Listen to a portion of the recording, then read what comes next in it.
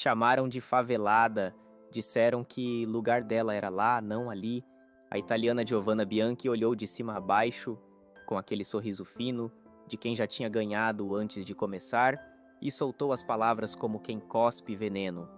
O ginásio em Roma estava lotado, câmeras por todos os lados, bandeiras tremulando, e Bianca Alves, 25 anos, comunidade de Nova Esperança, zona norte do Rio de Janeiro, ouviu cada sílaba daquele insulto como um tapa na cara.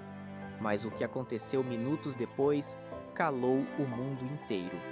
Antes de prosseguir, inscreva-se no canal e comenta aqui embaixo a hora exata em que você chegou neste vídeo.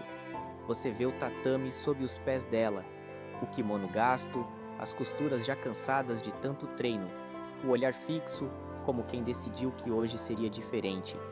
Você já se sentiu subestimada só por causa de onde você veio? Já ouviram seu sotaque e decidiram que você não merecia estar ali? Bianca conhecia esse olhar. Conhecia o riso discreto, o julgamento silencioso, a certeza arrogante de quem acha que nasceu no lugar certo e que isso basta. Ela respirou fundo e pensou uma coisa simples, clara como água. Hoje, você vai aprender onde é o meu lugar. Esta não é só a história dela. É a história de todas nós que um dia fomos chamadas de menos, de fora do padrão, de gente que não se encaixa. Hoje você vai ver como a vingança mais doce não vem com palavras, vem com um golpe perfeito. Bianca começou no judô aos 8 anos. O primeiro tatame era o chão frio da escola pública onde estudava. Cimento rachado, manchas de umidade, aquele cheiro de mofo misturado com suor de criança. O professor de educação física improvisava as aulas com faixas feitas de pano velho amarrado na cintura. Não tinha kimono de verdade. Não tinha patrocínio, tinha vontade, tinha a mãe, Dona Lourdes, que acordava às 5 da manhã para vender quentinha na esquina e repetia sempre a mesma coisa. Você não vai largar o tatame, minha filha. O chão que te derruba é o mesmo que te ensina a levantar. Desde pequena, ela sabia que teria de lutar o dobro. Não era só o adversário no tatame, era a falta de transporte. Era o técnico que não aparecia. Era o kimono que não chegava. Era a inscrição que custava o aluguel. Quantas vezes disseram que o seu tempo passou? Quantas vezes riram do seu esforço como se fosse piada? Bianca ouvia isso desde criança. Ouvia das colegas da escola, dos parentes que achavam bobagem gastar tempo com esporte, dos vizinhos que diziam que judô não dava futuro. Mas ela continuava. Descia o morro de madrugada, pegava 2 ônibus, chegava na academia antes de todo mundo e treinava até o corpo gritar por descanso. Aos 16 anos, ganhou o primeiro torneio estadual. O kimono era emprestado, 3 números maior, as mangas passavam da mão. Ela subiu no pódio com os olhos brilhando, não pela medalha, mas porque percebeu que dava, que era possível, que talvez o mundo fosse maior do que aquele morro e aquela rua. Aos 18, viajou de avião pela primeira vez. Sentou no corredor, colou o rosto na janela e chorou quando viu as nuvens de perto. Parecia impossível que uma menina da favela estivesse ali, no céu, indo competir em outro estado. Você já sentiu que estava vivendo o sonho de alguém? Que cada passo seu era uma resposta para quem duvidou? Mas o caminho não ficou mais fácil. Ficou mais pesado. Quanto mais ela subia, mais clara ficava a diferença. As outras atletas tinham fisioterapeuta, nutricionista, psicólogo esportivo. Bianca tinha a mãe rezando em casa e uma bolsa que mal cobria o transporte. As competições eram em cidades que ela só conhecia pelo mapa. Dormia em albergue, comia marmita fria, treinava sozinha no canto do ginásio, enquanto as outras tinham equipe inteira ao redor. Quando foi a última vez que você teve que fazer tudo sozinha, enquanto todo mundo ao redor tinha ajuda? Veio a convocação para o Campeonato Internacional de Judô Feminino, em Roma. A notícia chegou por e-mail. Bianca leu 3 vezes antes de acreditar. Ligou para a mãe chorando. Dona Lourdes também chorou, mas logo se recompôs e disse: "Vai, minha filha, vai mostrar para eles quem você é.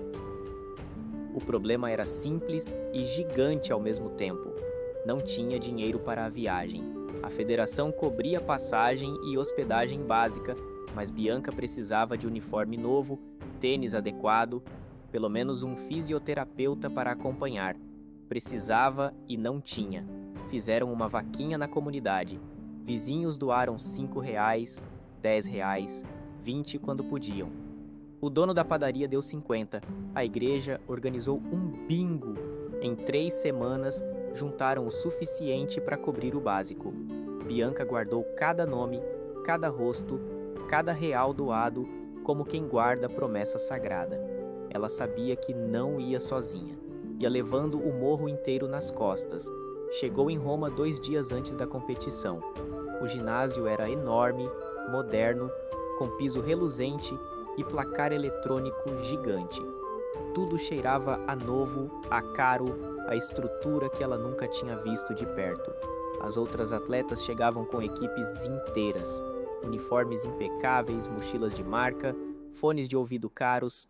Bianca entrou com a mochila velha, o kimono lavado tantas vezes que o branco já puxava para o cinza, e um olhar que misturava determinação com medo. Alguém já disse que você não pertencia a um lugar só de olhar para você?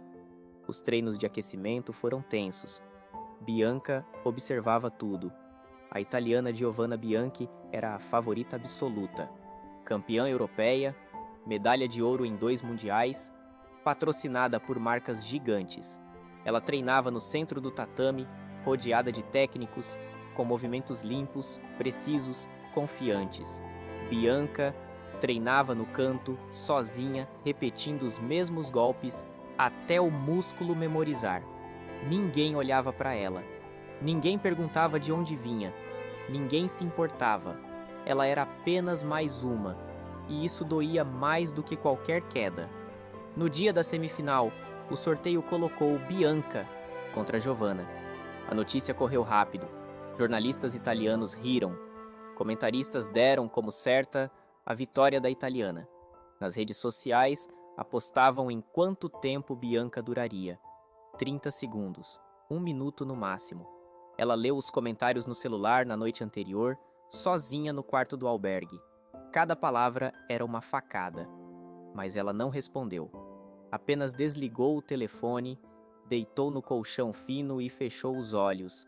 Lembrou da mãe dizendo: "O chão que te derruba é o mesmo que te ensina a levantar." Era noite de semifinal. O ginásio estava lotado. Câmeras por todos os lados, repórteres alinhados, bandeiras tremulando. Bianca entrou pelo corredor lateral, ouvindo o barulho da torcida italiana, gritando o nome de Giovanna. Ninguém gritava o nome dela. Ninguém sabia quem ela era. Subiu no tatame com o coração batendo tão alto que parecia preencher o ginásio inteiro. Ajustou a faixa, respirou fundo, sentiu o peso do kimono nos ombros, como quem carrega responsabilidade maior do que si mesma. Giovanna se aproximou, olhou de cima a baixo e soltou, em tom de desprezo absoluto: "Lugar de brasileira é na favela, não aqui." O tradutor oficial ouviu, hesitou em repetir.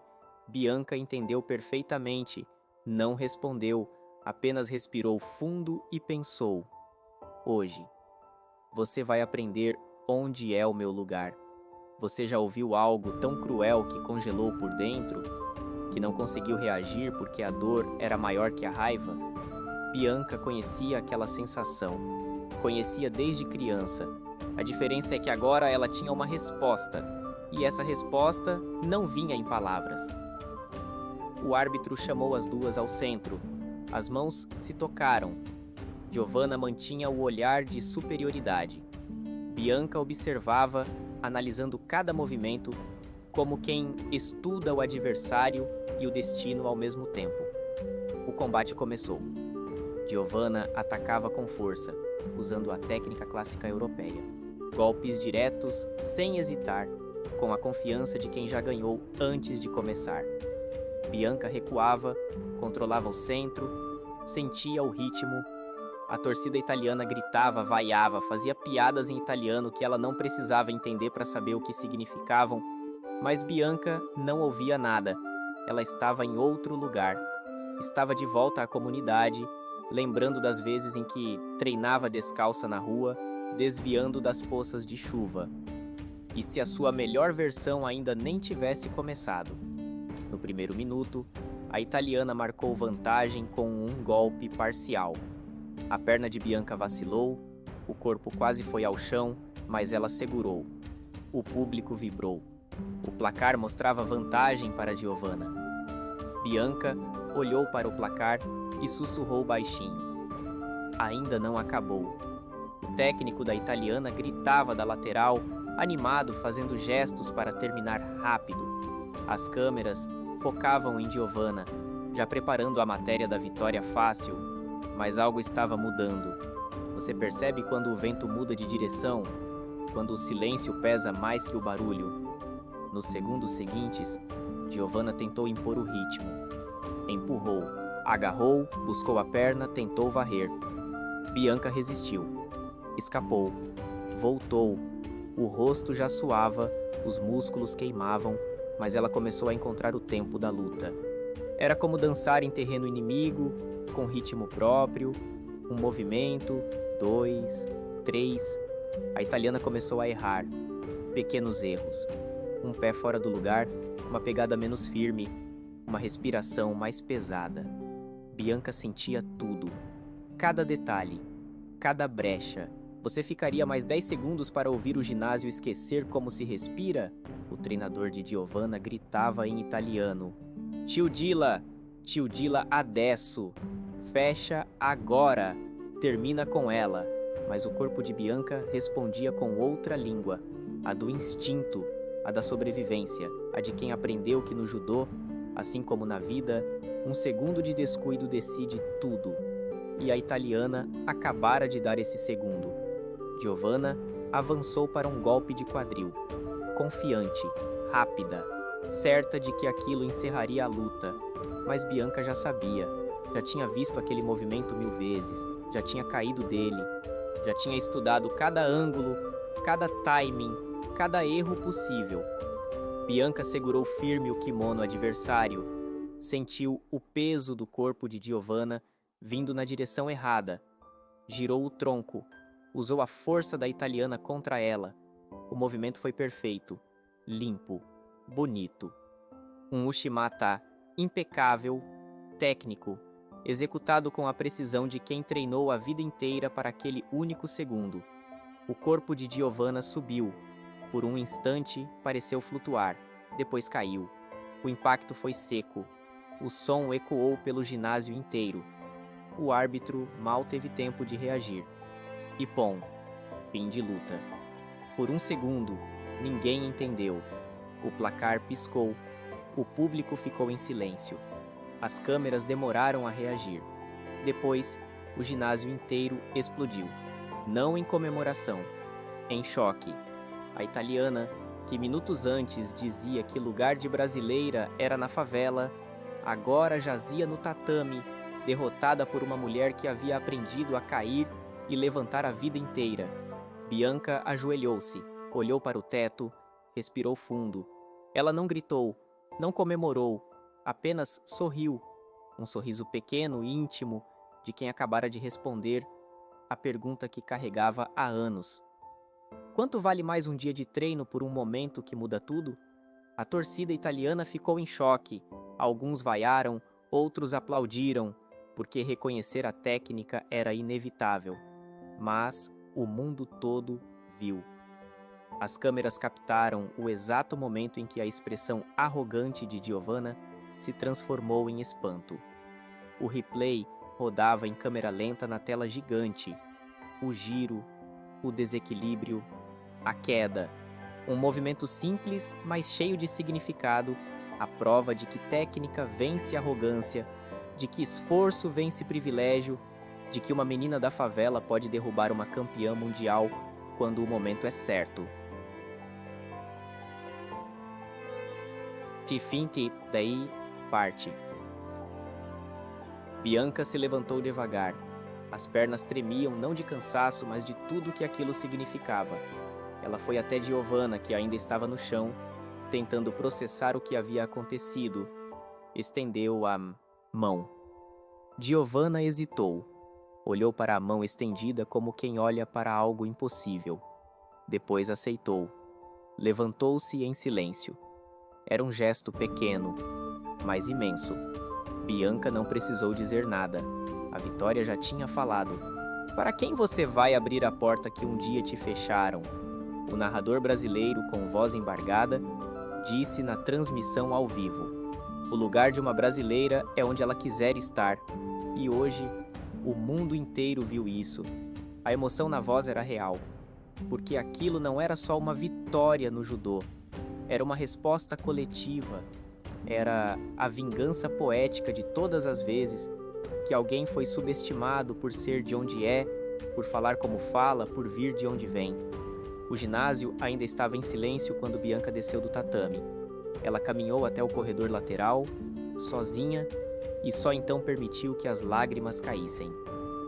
Na sala de aquecimento, ela sentou no banco e colocou as mãos no rosto. Chorou. Chorou por tudo. Pela mãe que acordava às 5 da manhã, pelo pai que perdeu o emprego e nunca reclamou, pelos vizinhos que doaram R$ 5, pelo técnico que improvisava treino com pano velho, pelas vezes que quis desistir e não desistiu, pelas piadas que ouviu, pelos risos que engoliu, pelo insulto que recebeu minutos antes de entrar no tatame. Chorou porque vencer dói tanto quanto perder, só que essa dor tinha gosto de liberdade. A preparadora física da delegação brasileira entrou na sala e abraçou Bianca em silêncio. Não precisava dizer nada, só segurar, só estar ali. Depois de alguns minutos, Bianca enxugou o rosto, levantou a cabeça e disse baixinho: "Eu fiz, né?" A preparadora sorriu e respondeu: "Você sempre soube que ia fazer. O mundo que demorou para acreditar. Você ouviria as vaias ou o som da sua própria respiração?" Bianca tinha escolhido a respiração, e foi por isso que venceu. Na coletiva de imprensa, a sala estava cheia. Repórteres de todo o mundo, câmeras apontadas, flashes estourando. Bianca entrou ainda de kimono, o cabelo preso, o rosto cansado, mas sereno. Sentou-se ao microfone. Um repórter italiano tentou desviar do assunto, perguntando sobre técnica, sobre preparação, sobre o próximo adversário. Mas uma jornalista brasileira, firme, pegou o microfone e disse: "Bianca, antes da luta, sua adversária fez um comentário ofensivo. O que você diria a ela agora?" O silêncio pesou. Todas as câmeras se voltaram para Bianca. Ela respirou fundo, olhou direto para a lente, como se estivesse falando com cada pessoa que já foi chamada de menos, de inadequada, de fora do lugar. E respondeu com calma, com a voz firme e clara: "Eu não tenho raiva dela. O que ela disse representa o que muita gente pensa da gente, e é por isso que eu luto. Eu venho da favela, sim, mas o que ela chama de favela eu chamo de casa. E foi de lá que eu aprendi o que é ter força." A sala inteira ficou em silêncio. O tradutor demorou a repetir em italiano. Talvez porque sentisse o peso da verdade. Talvez porque soubesse que aquelas palavras iam doer em quem precisava ouvir. Quando terminou, o público aplaudiu de pé. Não todos, mas muitos. O suficiente para que Bianca soubesse que tinha tocado em algo maior do que o judô. Tinha tocado na ferida de quem já foi julgado pela origem. E tinha mostrado que a origem não define o destino. Disseram que isso não é para mulher da sua idade. Disseram que você não ia conseguir. Bianca tinha provado que disseram errado. As redes sociais explodiram. O vídeo do golpe rodou o mundo. Milhões de visualizações em poucas horas. Comentários em dezenas de idiomas. Gente chorando, gente comemorando, gente tatuando a frase que Bianca disse na coletiva: "Lugar de brasileira é onde ela quiser lutar." A hashtag viralizou. Mulheres do mundo inteiro compartilhando suas histórias de superação, de preconceito, de luta. Bianca virou símbolo. Não porque queria, mas porque precisava. Que história sua mereceria replay hoje? De volta ao Brasil, o avião pousou no galeão. Bianca desceu a escada devagar, ainda processando tudo. Quando entrou no saguão do aeroporto, viu a multidão, flores, bandeiras, cartazes, lágrimas. Crianças da comunidade esperavam com faixas escritas à mão. A gente é da favela também. Nós somos você. Bianca não conseguiu segurar o choro. Abraçou cada uma, tirou fotos, assinou kimonos improvisados e disse sorrindo: vocês podem ser o que quiserem. Nunca deixem ninguém dizer o contrário. Aquela cena correu o país, programas de televisão, jornais, redes sociais. Todos mostravam a imagem da menina da favela que havia derrubado uma campeã mundial com um golpe perfeito. Mas o que ninguém mostrava era o que vinha depois. Bianca voltou a treinar no mesmo lugar de sempre, mesmo chão rachado, mesmo cheiro de mofo, mesmos sonhos, só que agora compartilhados com dezenas de meninas que olhavam para ela e enxergavam possibilidade. 3 meses depois da vitória em Roma, uma escola de judô foi inaugurada na comunidade. Nome oficial: Projeto Bianca Alves.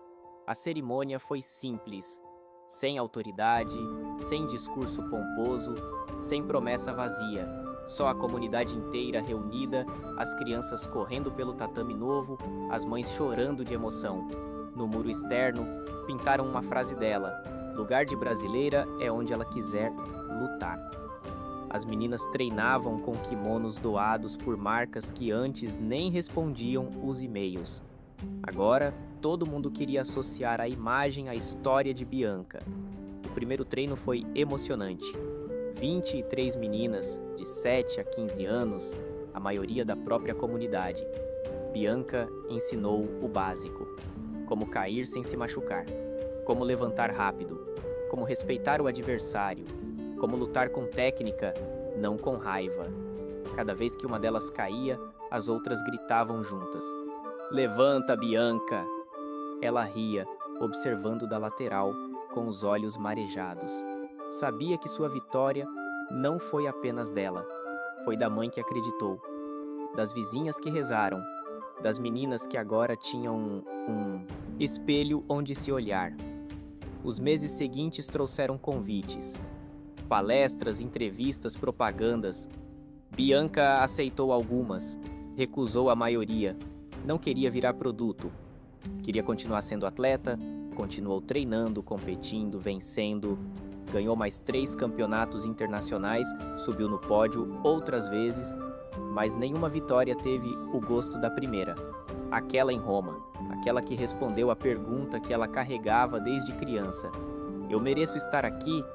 Giovanna, a italiana, nunca pediu desculpas publicamente, mas meses depois, em uma entrevista discreta a um jornal europeu, disse que aquela derrota tinha sido a mais importante da carreira, que tinha aprendido que técnica não vence sozinha se vier acompanhada de arrogância, que respeito se constrói no tatame, não no corredor. Não era um pedido de desculpas, mas era um reconhecimento, e isso para Bianca já bastava. 2 anos depois da vitória em Roma, Bianca foi convidada para dar uma palestra em uma escola pública na periferia de São Paulo. O auditório estava lotado. Adolescentes inquietos, professores cansados, diretora esperançosa. Bianca subiu no palco sem roteiro, sem PowerPoint, sem frase de efeito decorada. Apenas ela, um microfone e a verdade. Contou a história, a humilhação, o insulto, o treino sem estrutura, a mãe vendendo quentinha, o kimono emprestado, o golpe perfeito. E terminou dizendo: ninguém vai te dar permissão para sonhar grande. Você vai ter que pegar essa permissão com as próprias mãos. O auditório explodiu em aplausos. Meninas choravam, meninos levantavam punho cerrado, professores limpavam os óculos discretamente. Depois da palestra, uma menina de uns 12 anos se aproximou. Segurava um caderno velho, rabiscado, cheio de desenhos de judocas. Disse baixinho: Eu queria fazer judô, mas minha mãe diz que é coisa de menino. Bianca abaixou na altura dela, segurou as duas mãos e disse: Você mostra esse caderno para sua mãe e diz que a Bianca mandou você não desistir. A menina sorriu, saiu correndo. 3 meses depois, estava matriculada no projeto. Naquela noite, Bianca sentou na varanda de casa, sozinha, olhando o morro iluminado. Ouviu o barulho distante das crianças brincando, o eco das risadas da comunidade, o som do funk tocando na praça. Fechou os olhos e lembrou das palavras que a feriram tanto. Lugar de brasileira é na favela. Sorriu e respondeu em pensamento: Você tinha razão. É sim. Mas é daqui que saem as melhores do mundo. O legado de Bianca não está nos troféus, está nas meninas que agora treinam com kimono próprio, nos meninos que aprenderam que respeito é mais forte que músculo, nas mães que acreditam nos sonhos das filhas, nos pais que dividem a marmita para pagar a inscrição do campeonato, no técnico que improvisa treino porque sabe que ali tem potencial, no vizinho que doa R$5 porque entende que às vezes R$5 mudam uma vida. O projeto Bianca Alves já formou 17 atletas. 3 já competem em nível estadual. Uma ganhou medalha de bronze no nacional. Nenhuma delas tem patrocínio grande. Nenhuma delas treina em estrutura de primeiro mundo. Mas todas elas sabem que o lugar delas é onde elas quiserem estar. E isso, no final das contas, vale mais que qualquer medalha de ouro. Bianca continua competindo, continua vencendo, continua sendo subestimada por quem olha e vê favela antes de ver atleta. Mas agora ela sorri quando ouve o julgamento, porque sabe que cada julgamento é combustível, cada dúvida é motivação, cada insulto é oportunidade de resposta. E a resposta dela nunca vem em palavras, vem em Ippon. Recentemente, Bianca foi convidada para um evento em Paris, jantar beneficente, atletas do mundo inteiro, causa nobre. Ela aceitou. Entrou no salão de vestido simples, cabelo solto, sem joias caras. Sentou-se à mesa e do outro lado estava Giovanna. As duas se olharam. Por um segundo, o tempo parou.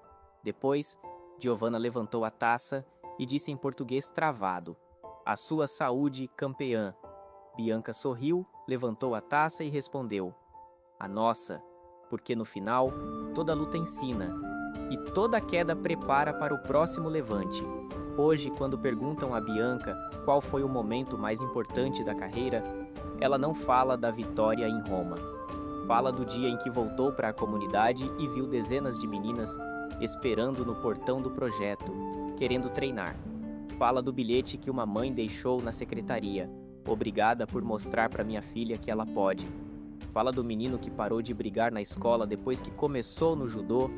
Fala da técnica que se formou no projeto e agora dá aula voluntária aos sábados. Fala do muro pintado com a frase que virou hino: Lugar de brasileira é onde ela quiser lutar. Bianca não é mais só uma atleta, é um movimento. É prova viva de que origem não determina destino, que favela não é limitação, é força, que o Brasil não cabe em estereótipo, que mulher brasileira luta, vence e ensina as próximas a vencer também. E quando o mundo tenta colocar você em uma caixa, você mostra que caixas são pequenas demais para quem foi feita para voar. Nunca subestime uma mulher brasileira, porque quando dizem que o lugar dela é pequeno, ela transforma esse lugar em palco de glória. Quando dizem que ela não pertence, ela redefine o que é pertencer. Quando dizem que ela deveria voltar para a favela, ela leva a favela no peito como medalha de honra e mostra ao mundo inteiro que de lá saem campeãs. Campeãs que não lutam só por si, lutam por todas que virão depois. Se você chegou até aqui, inscreva-se no canal, ative o sininho e comenta qual foi a parte que mais te emocionou. Porque essa história não é só da Bianca, é nossa. De todas nós que um dia ouvimos que nosso lugar era outro, mas decidimos que nosso lugar é onde a gente planta a bandeira. E no próximo vídeo você vai conhecer a nadadora que foi chamada de velha demais aos 32 anos e quebrou o recorde mundial 3 meses depois. Não perca!